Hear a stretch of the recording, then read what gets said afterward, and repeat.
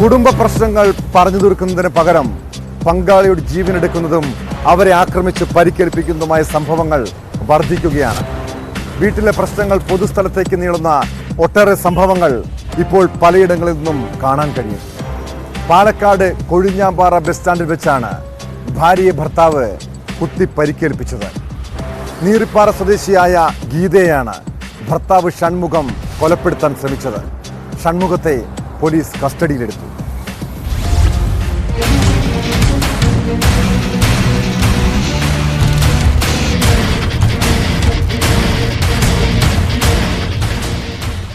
കൊഴിഞ്ഞാമ്പാറ നീലിപ്പാറ സ്വദേശിയായ ഗീതയെ ഭർത്താവ് ഷൺമുഖമാണ് ഇന്ന് രാവിലെ കുത്തിപ്പരിക്കേൽപ്പിച്ചത്.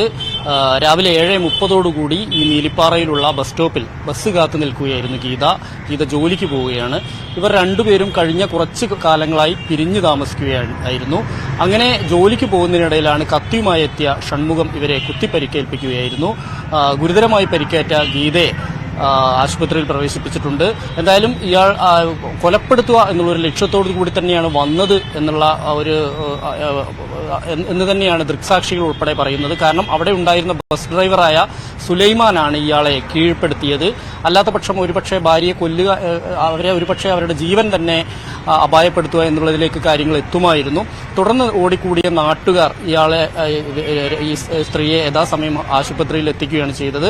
എന്തായാലും ഇയാളിപ്പോൾ ഈ ഷൺമുഖം ഇപ്പോഴും പോലീസിന്റെ പിടിയിലല്ല. അയാളെ പോലീസ് അന്വേഷിച്ചുകൊണ്ടിരിക്കുകയാണ്, ഒളിവിലാണ് എന്നാണ് ഇപ്പോൾ അറിയാൻ കഴിയുന്നത്.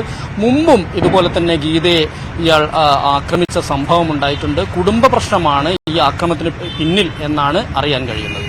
S Vinesh Kumar, news 18 Palakkad.